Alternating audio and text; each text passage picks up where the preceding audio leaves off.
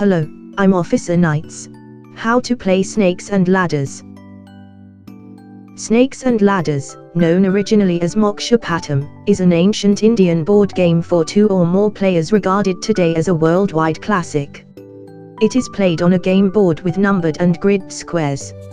A number of ladders and snakes are pictured on the board, each connecting 2 specific board squares. Just as similar to the Ludo board game, we are now showing you a schematic diagram. There are some ladders and snakes anywhere from this cell to that cell.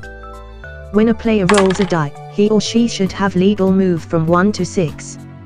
In case if the player has to proceed quickly, the ladder which lets you climb up, for example, that ladder from 49 to 86 in which the piece moves upwards.